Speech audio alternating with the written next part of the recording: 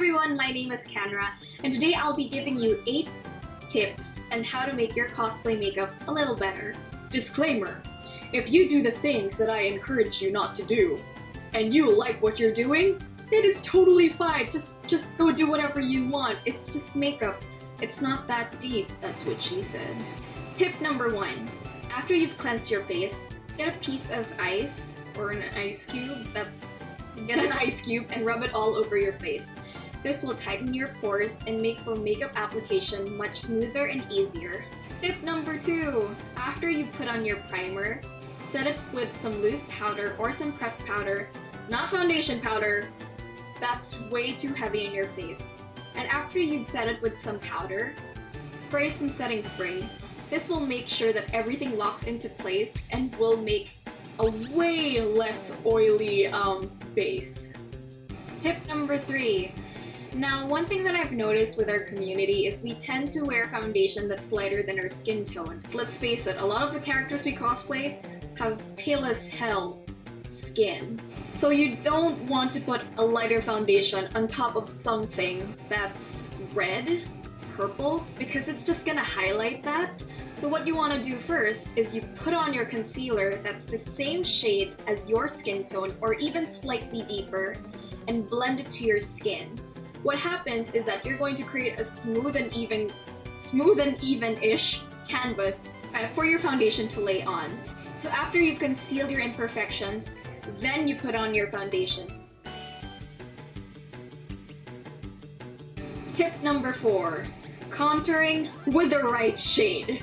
Now, one thing that I've noticed is that a lot of us just think, I'll just slap on some brown shadow and then be done with it. The thing is, when you contour with something with a reddish undertone or something that's warm, it's very obvious and it can kind of look like a mess on your face. So what you want to do is when you're contouring, use something with a gray undertone, something like a taupe, because that creates a more natural shadow. And when you're contouring, you make sure that you're not exactly going past here, otherwise you're going to look like you have a 3 o'clock, 5 o'clock, 3 o'clock. What time is the o'clock? You're going to look like you have a beard. Unless you're cosplaying a male, then that's totally fine. But Kanra, I have warm undertone. Gray will make me look super ashy. Fear not, my friend. What you want to do is, with that grayish undertone of brown, mix in a little bit of your bronzer and you'll create a shade that's perfect for your skin. Tip number 5. Blush placement. Now, I know when you're putting on blush, sometimes you're like, so where the hell do I put it? And I was like that when I started out with cosplay. In fact, I was so happy with blush, I put it all over my face and that was really funny to look at. But anyway, that's not the point. If you're going for a more sophisticated and glamorous look, like a mature lady, try to put your blush on the tops of your cheeks. This will give you a more defined and contoured look. Now, if you're going for something that's maybe cuter or a bit moe, try to put your blush on the apples of your cheeks. This will round out your face more and make it look more innocent and doll-like. Tip number 6. Now let's say that the character you're cosplaying has a different eyebrow color. And I know we could all do the glue stick method, and I've done that too. However, what if you don't have a glue stick? Or what if you're sensitive to the glue stick? Or what if you're just really too lazy to do the glue stick method, which is pretty much me.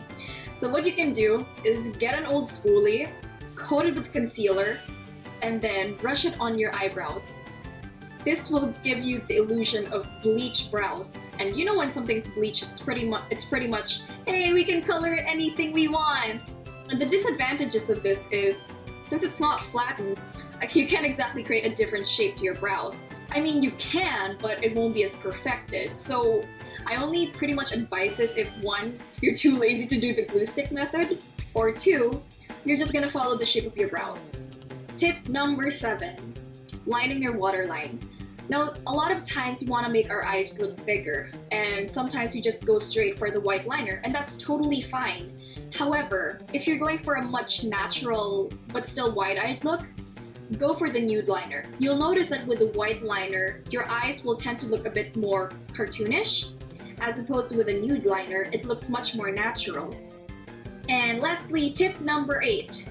Now, this is just something that I advise you to do if you need your makeup to absolutely stay in place, because this is not healthy for an everyday thing, okay? And this is to set your face with hairspray. Setting your face with hairspray is going to feel a little sticky, but my god, this is what I usually use to set my face if I'm using face paint, or I just really absolutely need my face to just stay in place. And we do this a lot when it comes to theater productions, because it really makes your face set. And that's it. That's all the tips that I have to give to you guys. If you want me to do like more of a tutorial on how I do my basic cosplay makeup, just tell me down below too. So anyway, don't forget to subscribe if you want to. I don't really do this regularly, but I do this sometimes. And I'll see you again. Mwah!